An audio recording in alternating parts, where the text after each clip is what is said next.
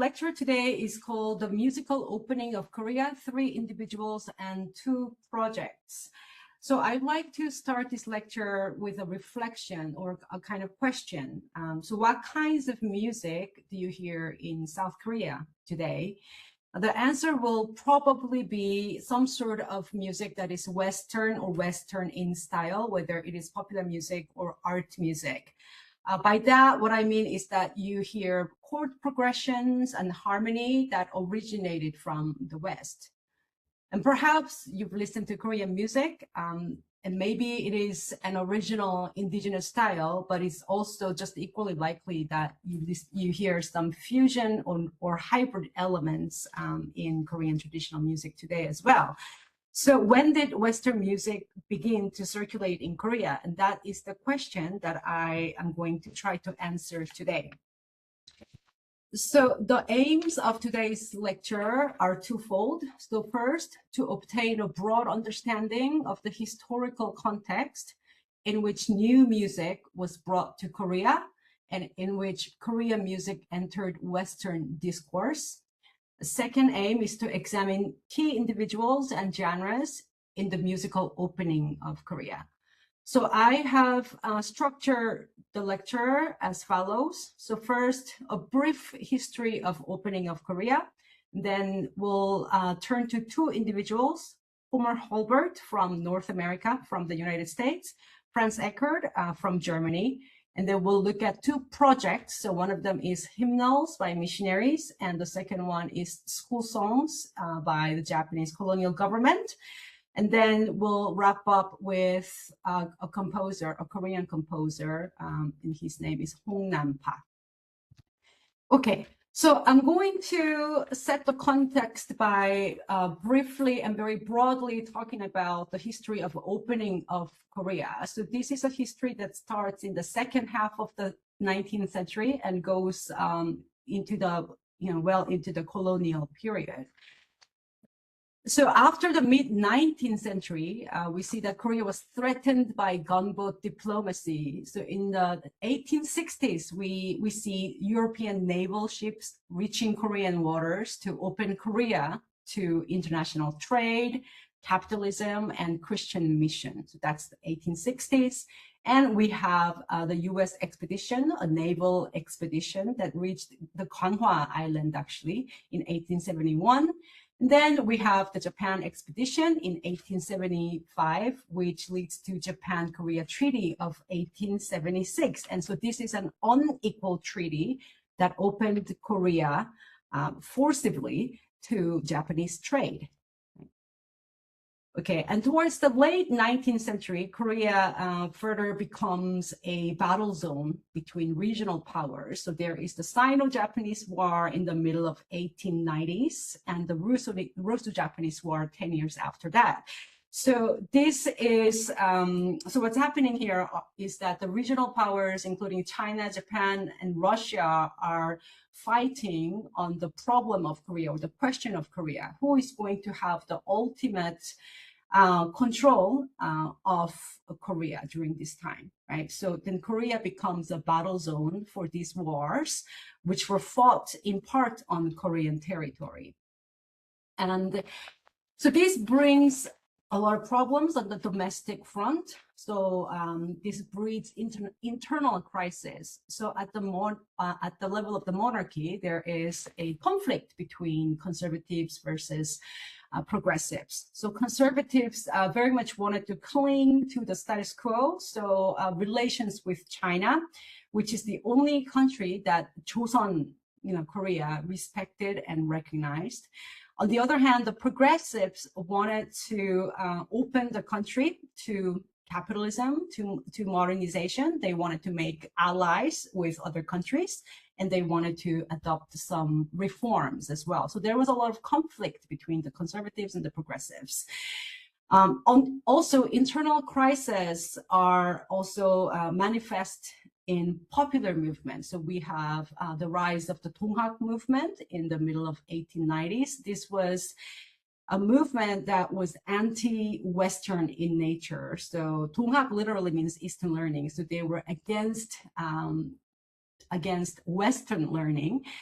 But it also had some elements of Christianity. So it was kind of a hybrid anti-Western movement that was popular among farmers.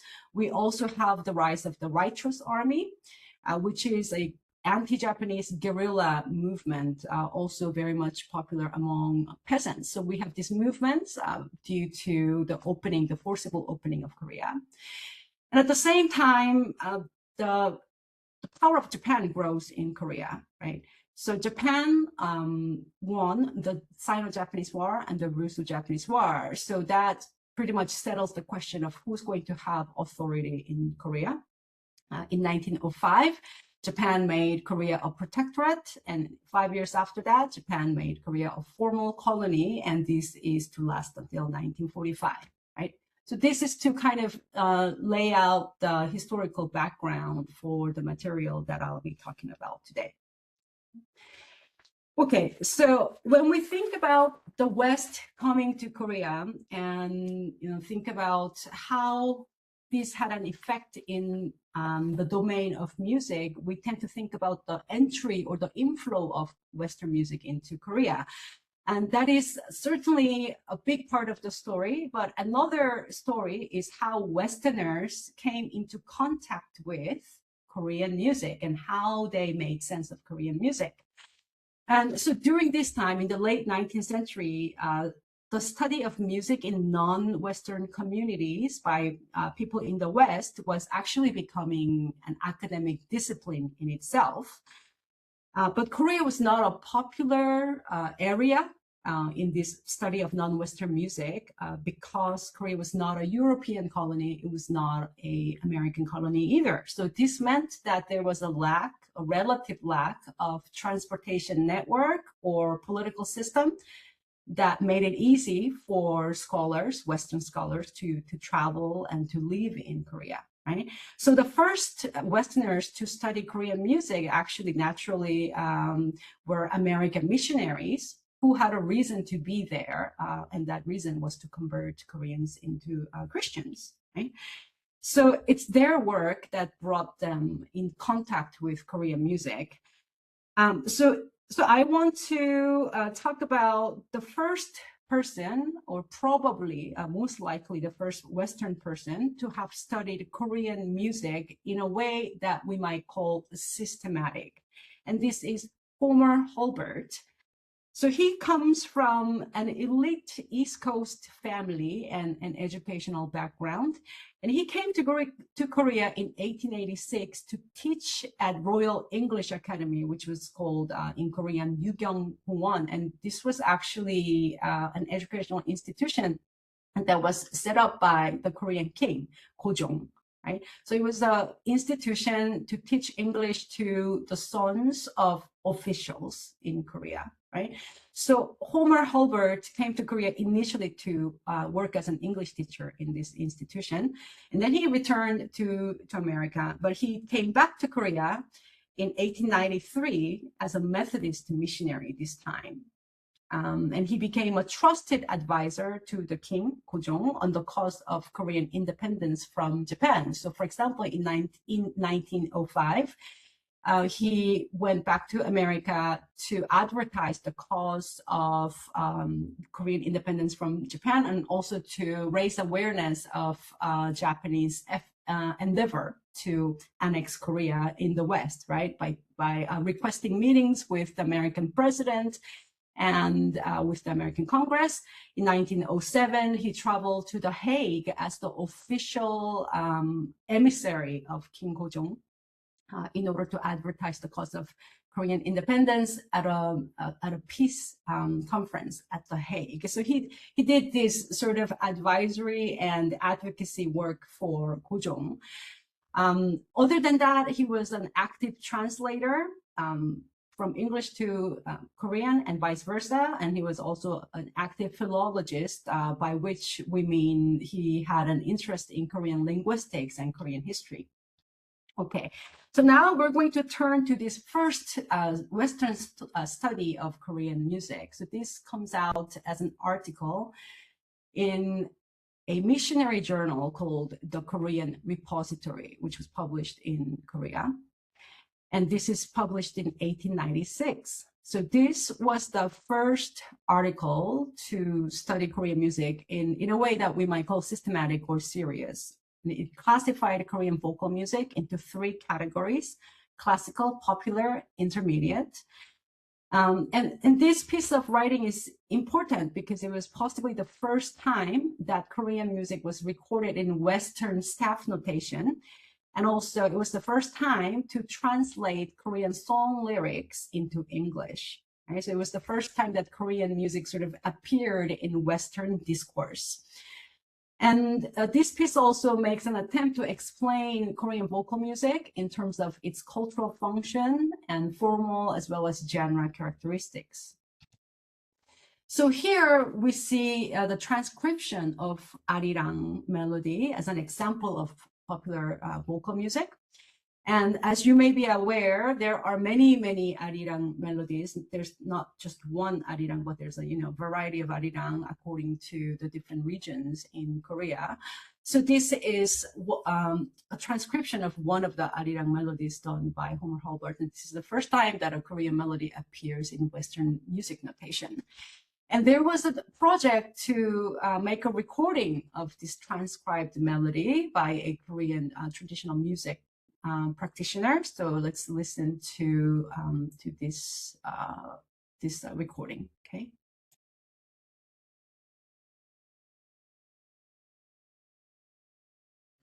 Right.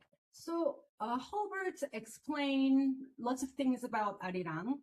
One of the things he explained was the form. So how the verse-chorus form works in arirang. And by verse-chorus, what I mean is the verse is the part of a song that varies in lyrics. Right? And chorus is a part of song where the lyrics don't change and the melody is more memorable. So verses change in lyrics and chorus doesn't change in lyrics, right? And it's more memorable and catchy in melody, right? So he tried to explain that arirang has this verse-chorus form. And he said, this tune is made to do duty for countless improvisations in which the Korean is an adept. So he means that Koreans could do improvisation on the verse, so they could vary the lyrics. They could kind of playfully change the lyrics, but the chorus is invariable and runs as follows: 아르랑 아르랑 아라 아르랑 얼싸 배 뛰어라. So that part doesn't change, right? And then he goes on to write, license is allowed in substituting for the last word 다 나간다 or some other equally pregnant phrase. So you could vary that last 4 words, right? So he tried to explain the formal characteristic of a very important and very commonly played folk music in Korea, arirang. Yeah? And he also said the following things about arirang. To the average Korean, this one song holds the same place in music that rice does in his food. So very important culturally to the Korean people. And he also talked about how the meaning of arirang does not have a direct counterpart in English, right? So it's not translatable. So he wrote, I have asked many Koreans to give me the exact significance of the words, but have always met with the same incredulous smile. If any response was elicited, it was so vague a character as to be unintelligible. Okay, so Homer Hulbert wrote this important piece of scholarship on Korean music, but we can also think about where this piece of writing relates, or where this piece of writing sits in the late 19th century writing on the music of non-Western people, which was, again, a kind of new thing to study in the West, right? So it might not be surprising to you to find that this body of scholarship was a very biased one. So a lot of Western music on non-Western music at this time assumed that non-Western music was inferior to Western music. And that Western music, there was the assumption that Western music was the most developed and most civilized form of music. And Herbert's position was as a kind of a soft version of this, but it was also sort of different. So let's look at the quote first. So this quote is very reflective of his attitude towards Korean music. So he wrote, "The sounds of Korean vocal music seem peculiar and are far from pleasing because we do not know or feel what they are intended to express. And we bring to Korean music not the Korean temperament and training, but the more artificial Western ear." So it seems so far that he's acknowledging that Korean music might sound strange to us Westerners because it has a different temperament and it's based on different Korean, uniquely Korean training. So we cannot understand it because we don't have the same temperament and training. So it seems like it's validating Korean music and saying that if we don't think it's valid, it's because our ears are trained in a different way. Okay, so he's acknowledging Korean difference, but at the same time, there is an echo of exoticism in the next line. He says, "We say they do not keep time. Why should they keep time? The thrush does not keep time, and the skylark cares not for bars and dotted notes."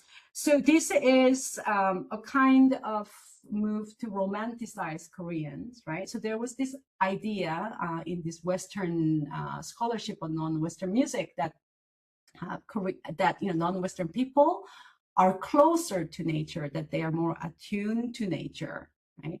That Westerners are kind of divorced from nature because they are more civilized, right?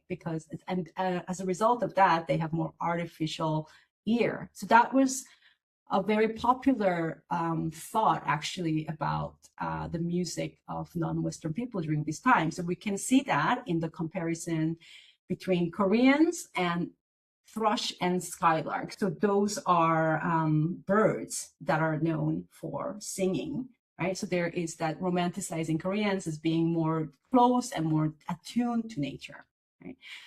So very much Holbert's writing is of its time, right? It does acknowledge Korean difference, but there are echoes of exoticism. Okay, now I want to turn to the inflow of Western music into Korea. So I'll be focusing on that from here on to the end of the lecture.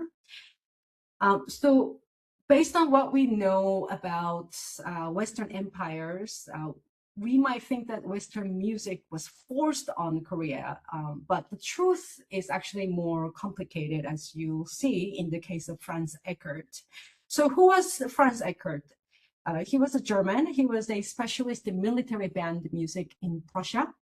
And when he was working as a military band music in Prussia, he was discovered by some representatives of the Japanese government who happened to be at the same place and same time.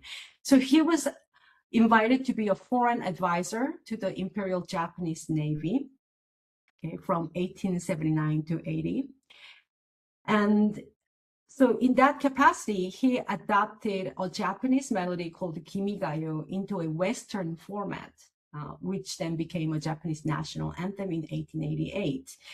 And by this, what I mean is that there was the Kimigayo melody, but he added, he transformed in some ways Kimigayo into a Western format by harmonizing the melody of Kimigayo. So harmony, as known in the West, did not exist in Asia. So they harmonized Kimigayo, and he also orchestrated Kimigayo for a grand orchestral performance. And that was the form that was adopted to become the Japanese national anthem. So after this work in Japan, he returned to Germany, but then he was invited by the Korean king, Gojong, to do a similar kind of work for Korea during this time. So he arrived in Korea in 1901, right? And in that capacity, he composed 대한제국 애국가, which literally means the Korean Empire anthem. And he did this in 1902, and he also ran a military band. And this 대한제국 애국가 was banned with the annexation of Korea by Japan in 1910. So I think there is some irony in about the fact that the arranger of the Japanese national anthem was then invited to compose the Korean national anthem, right? So it's sort of like a musical labor that was borrowed from Germany by Japanese and Korean emperors. Okay, so I just wanted to show you a picture from this time. This is a military band led by Franz Eckert in Korea. So this is in Seoul in 1906. And you can see Franz Eckert sort of in the middle here. Okay, and I wanted to show you the original score of 대한제국 애국가. So as you can see here, this is the cover page, and this is the score for the orchestra.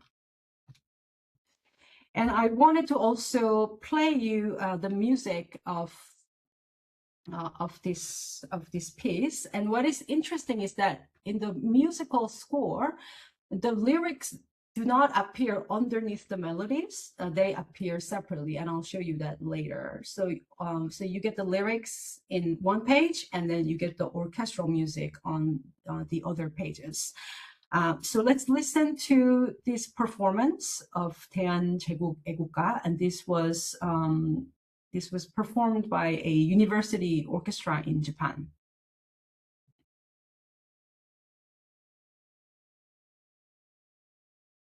That's what's in the score, in the orchestral score. And on the other side of these pages, you can see the lyrics as well. And the lyrics appear in Hangul of that time. So it looks a little bit different from Hangul that we use today, as well as in German. So I wanted to show you the lyrics in German, as well as the translation into English. And here, the main narrative is essentially glory to the emperor. Right? So this is trying to highlight the legitimacy of the Korean emperor as the head of the Korean nation. And what is interesting is that this was exactly the time when that legitimacy was under threat because of the growing power of Japan. So we can read this as sort of like a last-ditch effort to protect the authority of Korea and the Korean emperor. Okay, so why is this significant? Well, first of all, why military band music? Well, because military band music can be used in ritual context. It can be played in national holidays, for example, right? And it can be used as sort of like a grand music when foreign emissaries come to one's country, right? So it has that ritual function. And also, 대한제국 애국가 was commissioned because it fulfilled the Korean monarchy's desire to replicate a musical symbol of modern nation state, as was done by Western countries during this time, as well as by Japan. So they wanted to very much copy and replicate that and legitimate the Korean Empire through having this musical institution.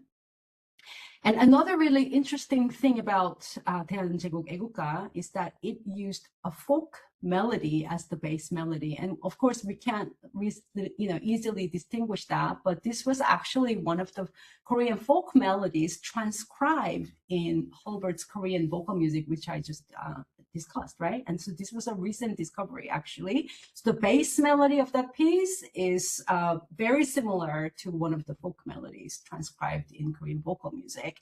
So this is interesting because this is the use of folk melody as the motif of an orchestral piece was very much a convention in 19th century Europe, actually. And there was this idea that folk melodies contain the spirit of the nation. Why? Because folk melodies are the music of the common people, of the ordinary people, and therefore it is sort of like embodiment of the spirit of the people, right? So this piece is very much replicating that philosophy that was first worked out in Europe. And it's also interesting to us to discover this relationship because it shows that that many Europeans or many Westerners in a general sense who were interested in Korea tended to turn to missionary writing because the American missionaries, especially during this time, wrote a lot of articles about Korea, about Korean history, Korean culture, Korean people, and so forth. So that was becoming sort of authoritative knowledge about Korea in the Western world, right? So they were reading each other's work, basically. All right, now we are going to turn to two genres or two projects, as I like to call them. And these are projects, musical projects initiated by people who arrived in Korea from elsewhere, and also projects that had a broad influence on the Korean people. So first, I want to turn to translated hymns by missionaries, and here I mean North American Protestant missionaries, and to just really briefly introduce this group of people. They were preceded by French Catholic missionaries and Anglophone Protestant missionaries in China who worked with Koreans around China-Korea border. So all of this happened from the late 18th century to mid to 19th century, and then entered the North American Protestant missionaries. And initially, the first individuals of this group entered Korea as brokers of modernity, and they were very much permitted by Hojong. And what I mean by brokers of modernity, what I mean by that is that these missionaries were expected to work in hospitals to teach Western medicine to Koreans in these hospitals in Korea. They were expected to teach English to sons of officials and to establish Western style schools. So that was sort of the expectations that were kind of projected or explicitly assigned to these missionaries. And it was technically illegal to spread religious messages during this time, but it was tacitly permitted by the Korean king. Okay, so when we turn to the very first translated hymnals, so hymn books, there were three. And these three hymnals, they map onto the three centers of missionary activity in Korea in late 19th century Korea.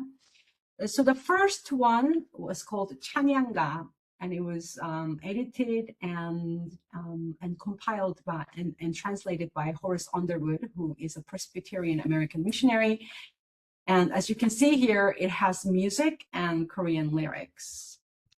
Then the second one to be published just the next year was actually called 찬성시.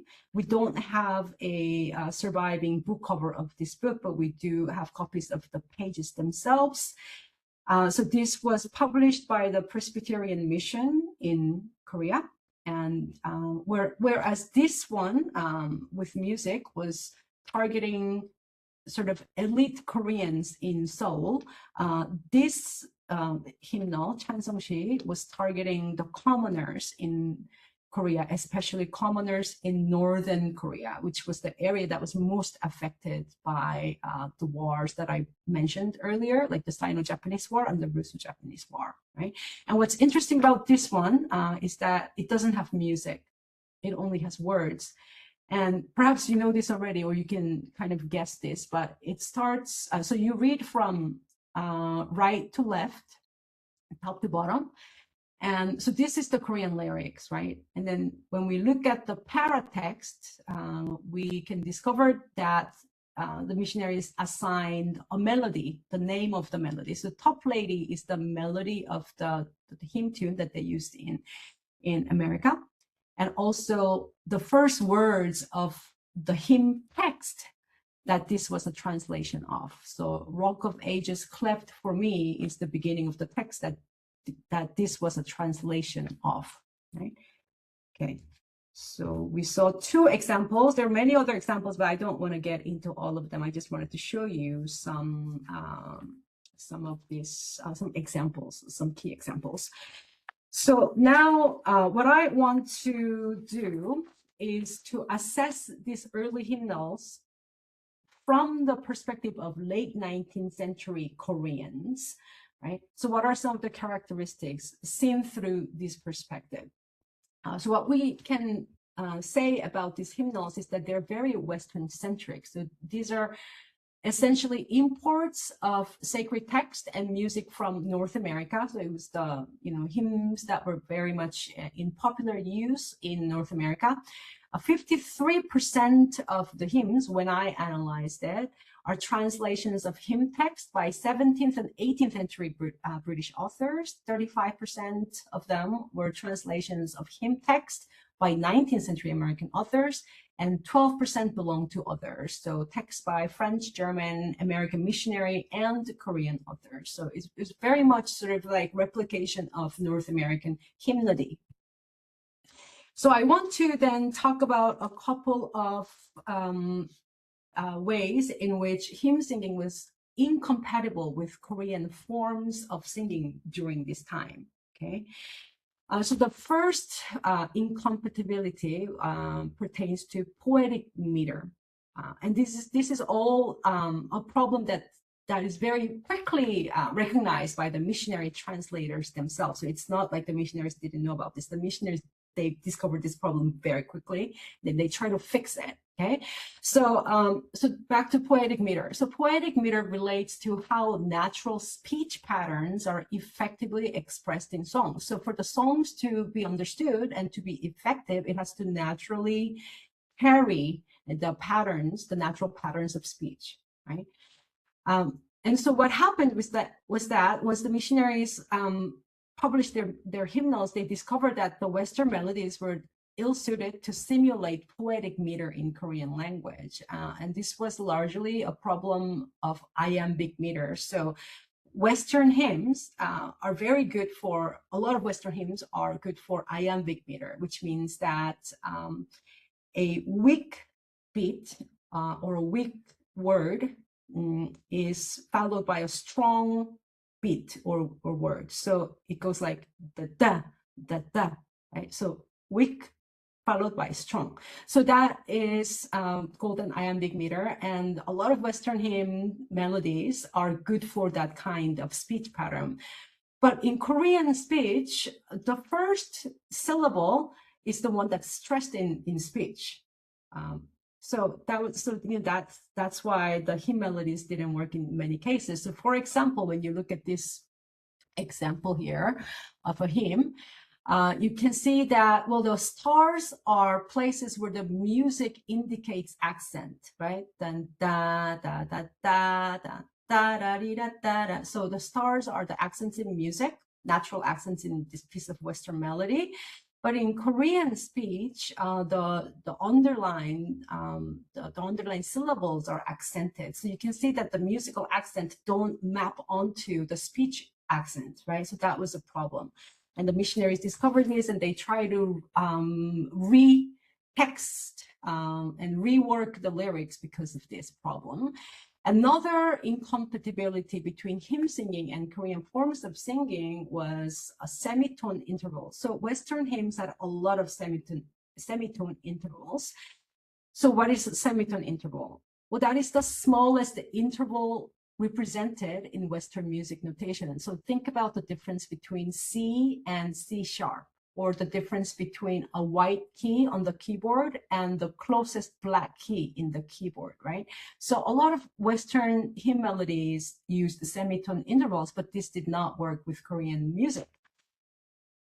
Because pitch intervals work differently in Korean music. So for example, in Korean folk music, there's a lot of microtonal decorations. And perhaps if you think back to that arirang melody that you listened to, you might actually you can get a sense of that. So microtonal decorations are actually intervals that are smaller than semitone intervals, right? So there's a lot of very small tonal decorations that you can't really capture in Western notation. And also, when you transcribe the melody and when you look at the the skeleton of the melody, you discover that a lot of Korean music use pentatonic scale, which basically means that you use 5 notes rather than the 7 notes in Western music. And crucially, pentatonic scales don't use semitone intervals. So in many ways, the Korean ways of singing and hymn singing were incompatible. And this was, again, known, very quickly learned by missionaries themselves. So one missionary wrote in 1915, Old Korean vocal music does not attempt half-tone intervals. Hence, a great part of the Koreans' difficulty in singing our tunes, long trills and peculiar intervals seem the outstanding features. Other ways in which these two were incompatible was function of music, vocal music. So hymns are a confessional genre. So it means that you're confessing what you're feeling, right? It's kind of an expression of what's inside of you. That's hymns, right? And Korean singing had different functions.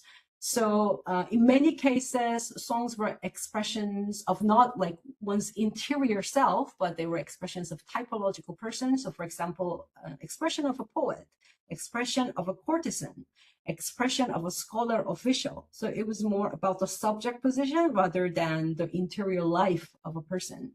And a lot of songs were also linked to not the interior feelings, but to ritual and work life. For example, songs that farmers sing during agricultural labor or fisherman song, that type of thing. So, so this is more a kind of a difference at a more fundamental level. Okay, so I've talked about the ways in which the hymns were not a great fit for Korean ways of understanding and doing music, right? But this is not to say that the hymns failed to gain traction in Korea. It actually did, especially over a sort of a longer term period into the colonial period. The hymns actually became quite accepted and popular, especially in churches, obviously, right? So we can also look at ways in which hymns realized new possibilities and potentials that were especially connected to the history of late 19th century Korea. And one key characteristic in this regard is that the hymns were written in Hangul, right? Hangul. And I'm sure that you all know what Hangul is. It's the national script of North Korea and South Korea. And we tend to take Hangul for granted as the national script of Korea. However, during this time, that was not the case at all, actually. So during this time, literary Chinese or Hanmun was considered the writing system for important knowledge. So any sacred knowledge, religious knowledge, or philosophy, high philosophy, were all written in classical Chinese. Hangul was not called that. It was called Onmun, which literally means low script or vulgar script. So it was considered the script of convenience, of popular entertainment, no literary significance whatsoever. It was for women and for lower classes during Joseon period. So that was the position of Hangul. But the missionaries chose to translate hymnals as well as the Bible into Hangul during this time. And so that had a revolutionary significance. And to quote just one person who recognized sort of a new potential in this Hangul translation was Lee Kwang-soo, as you see here, Lee Kwang-soo. And he was the first Korean to write an entire novel in Hangul, instead of Hanmun or even mixed script. He wrote everything in indigenous, in Hangul, right? So he was also very revolutionary, and he never became a Christian, but he recognized and he acknowledged the missionaries' significance for the literary life of Korea. So here is what he said. He said, the church translated the precious Old and New Testaments and hymnals into the vulgar language of Mun. As a result, the vulgar language gained authority and was disseminated widely.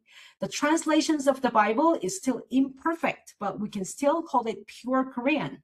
The translation of Bible was the first time that Korean language, or Joseongul, became a container for a genuinely noble ideology.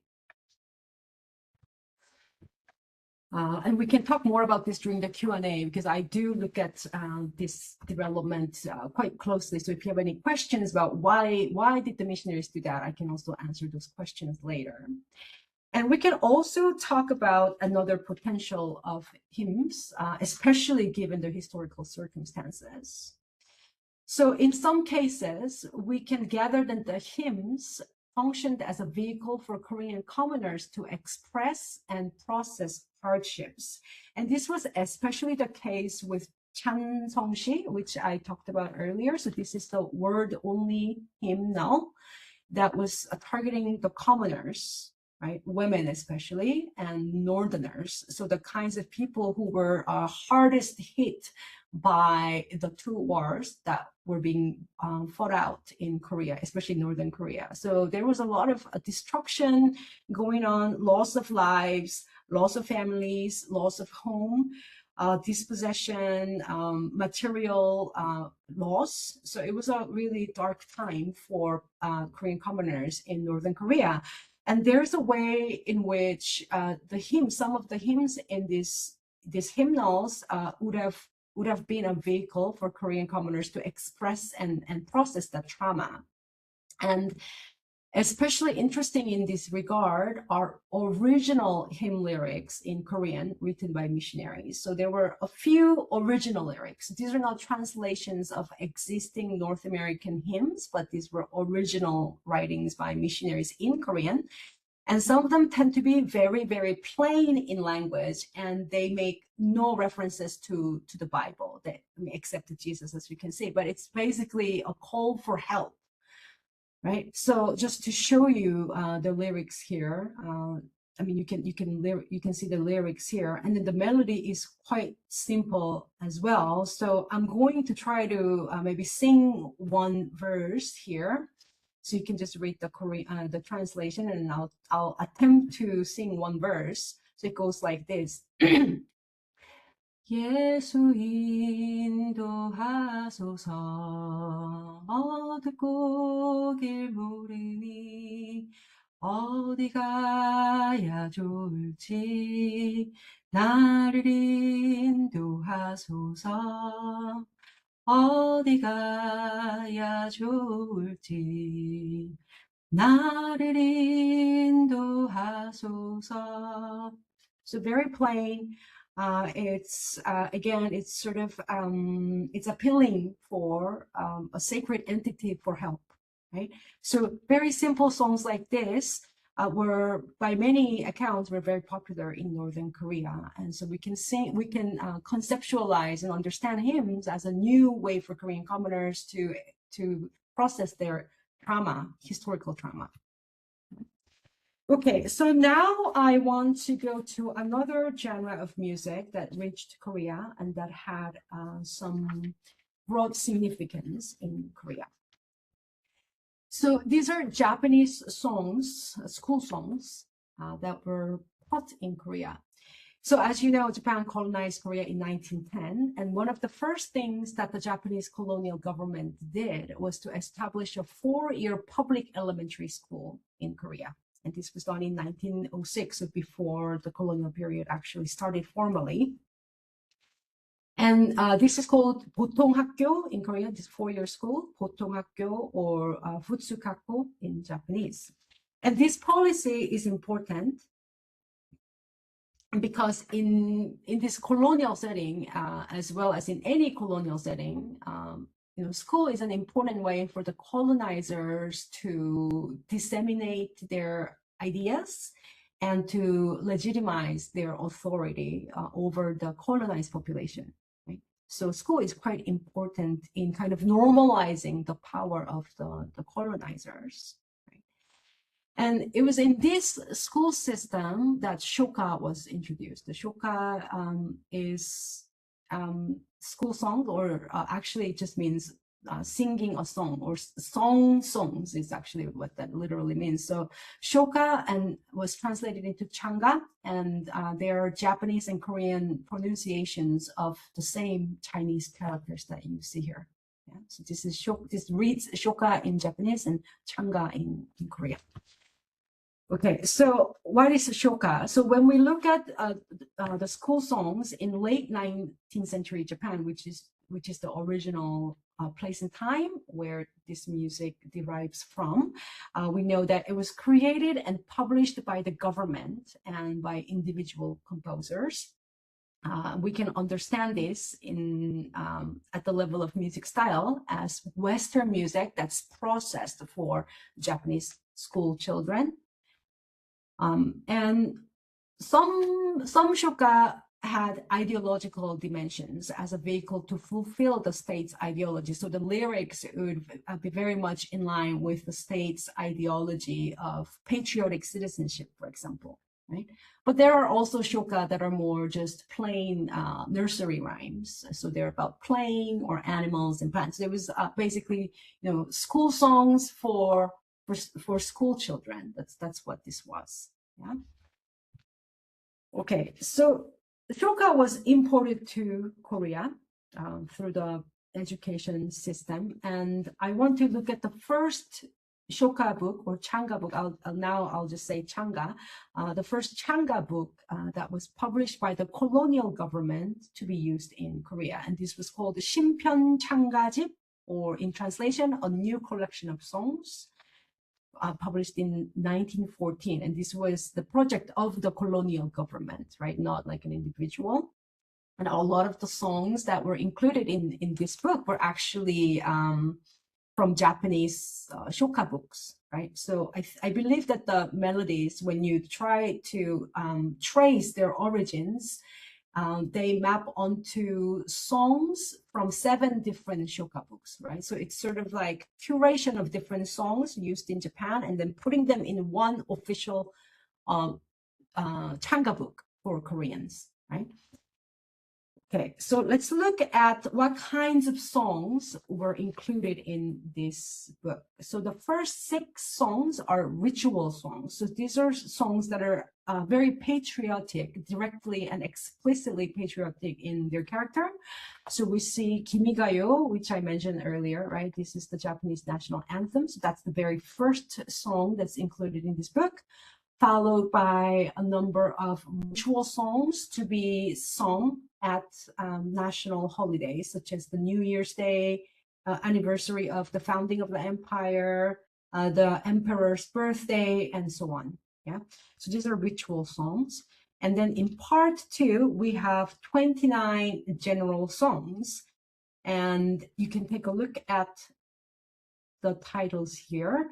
So a lot of the songs here are about cultural symbols of Japan. So for example, the Japanese flag, chrysanthemum flower, cherry blossoms, Mount Fuji. So these are cultural symbols or landmarks or plants that are associated with Japanese identity, right? And these are being taught to Korean children who are being forced to adopt a new country at this time, right? And some of the other songs are didactic. So these are moralizing about self-discipline and hard work. And we also see some songs that are about animals or plants. So these are more sort of nursery rhyme style songs, right? Sort of the universal children's songs. And what's interesting also is that one of the songs directly talk about the expansion of Japan as an empire, so the expansionism of Japanese empire. And this is the last song of, in that list of general songs, and it's called "This is Nation of 70 Million" in translation.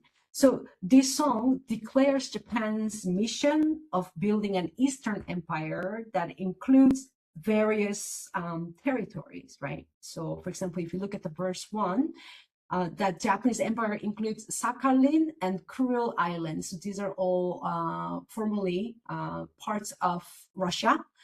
Also Taiwan, Penghu Islands. Penghu Island is near Taiwan. The entire Korean Peninsula, the country of our great emperor. So this is this is a direct reflection of Japanese empire's expansionism.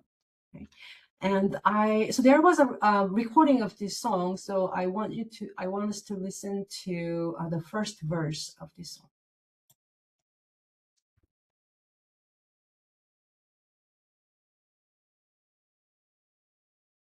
Okay. So musically speaking, Changa introduced a new musical grammar composed of the following characteristics. Yunanuki scale. So Yunanuki scale is synonymous with Western major pentatonic scale. Okay, so it uses 5 pitches or 5 notes. Right? And it also introduced a 8+5 metrical framework. You know, we talked about the natural flow of speech and so forth. And so this is a kind of a novel way of setting the lyrics so that a line of 8 syllables is followed by a line of 5 syllables. So dun dun dun dun dun dun dun dun dun dun dun dun. Right. So that became a very kind of a known formula in Changga. And also another widely used trait was dotted rhythm. So dotted rhythm is when you have a long extended note followed by a short quick note. So dan, da dan, da dan, dan, da. So these characteristics were introduced as part of Changga. Not every Changga had these characteristics, but many of them they did, right? So it became a kind of musical formula associated with Changga. We could certainly hear all of these characteristics in the piece that I just played, but I also wanted to play you another example from this book, and I just played this melody on the keyboard and made a quick recording of this. So try to see if you can listen to these traits.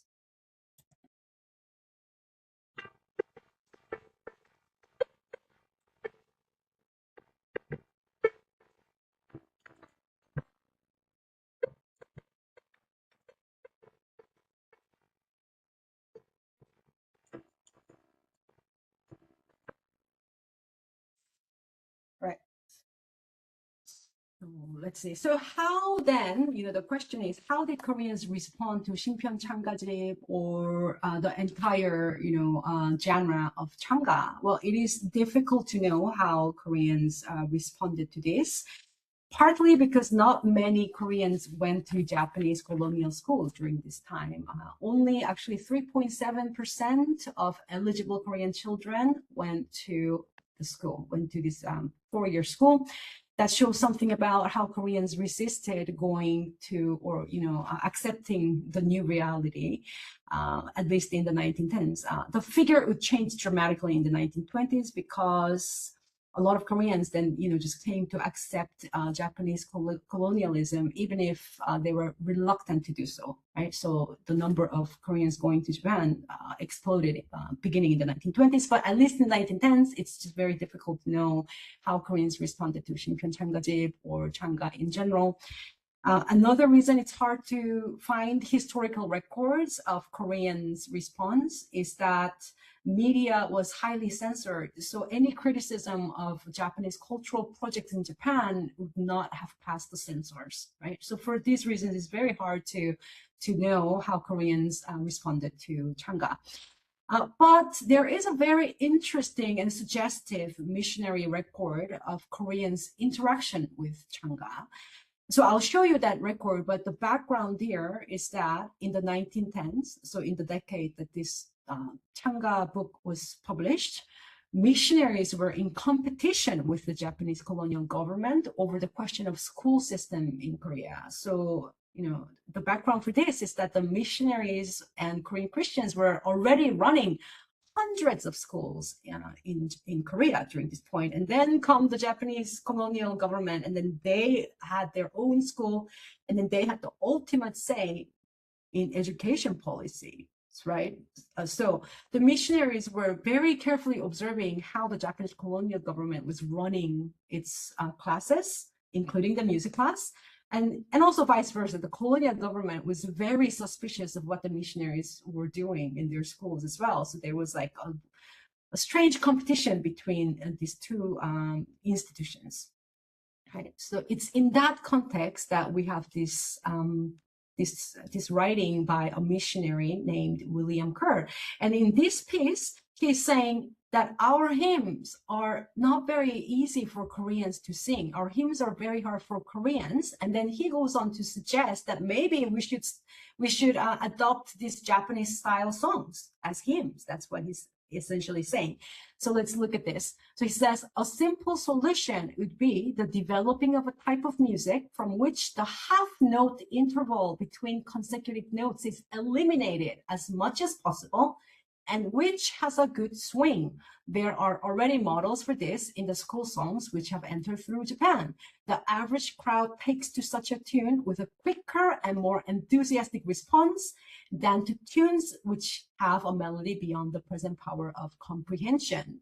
So yes, so in terms of that poetic meter, it's easier for Koreans to sing along because, well, there's that accent on the first beat, for example, the first syllable, and the melody is pentatonic, right? So, you know, in some sort of psychological or cognitive level, it's easier for Koreans to take to that music, right? Because of the poetic meter and because of the scale that's being used. Okay. And in the long term, Changa did influence Koreans. Korean composers started to write some songs in Changa style. You know, those three characteristics that I named, beginning in the 1920s. And Japan also influenced Korean musical life beyond Changa, of course. Many Korean students of Western music started to go to Japan to study at the university level. And sometimes it's interesting to find that some of the students who wanted to study in Japan, they were first educated in Western music in church, right? So it's almost like an obligatory phase, you know, Korean child goes to church, gets interested in Western music, and then goes to Japan. And sometimes you'd even find cases where the Korean student then gets a recommendation letter by a missionary to enter a Japanese university, right? So the world of Koreans, Japanese, and the Americans in Korea, so these three worlds were very much intertwined and overlapping than we might think today. And so it was in this sort of intertwined musical world that the first generation of Korean composers of Western music emerged. And as an example of that, I want to bring up Hong Nam-pa. So Hong Nam-pa, so this is our last section.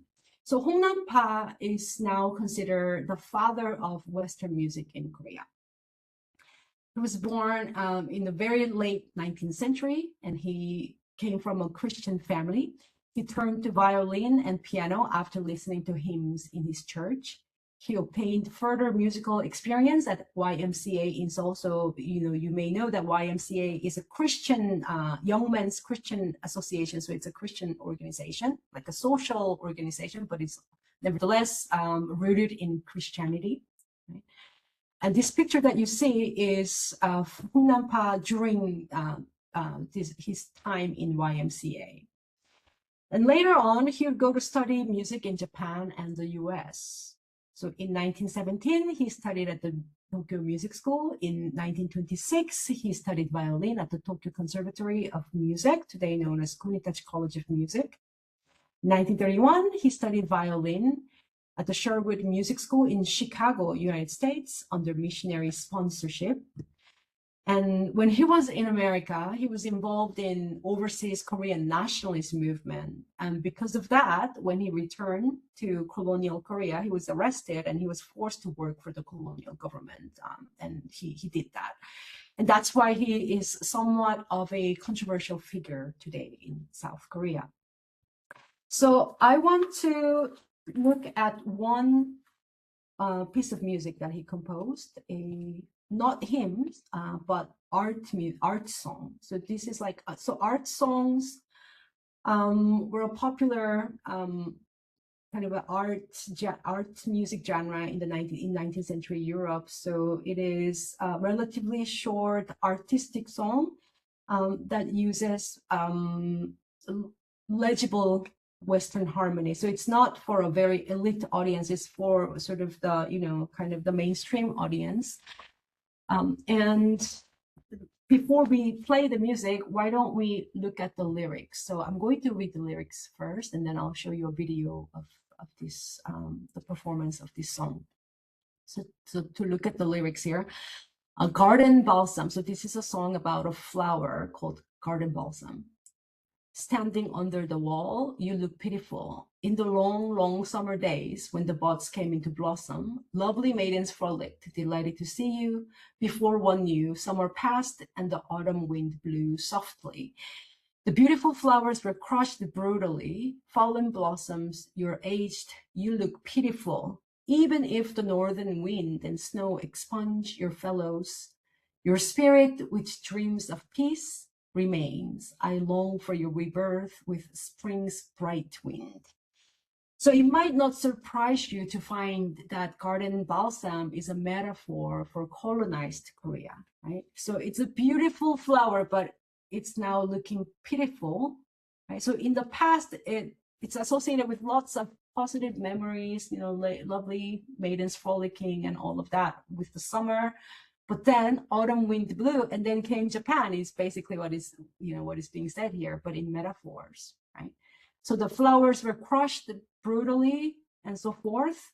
But then I long for your rebirth with spring's bright wind. So it's looking towards the end of the colonial rule. Right? So it's very much written in metaphors, but you know, one can't miss that a political subtext in this piece of music. So how did this piece of music sound?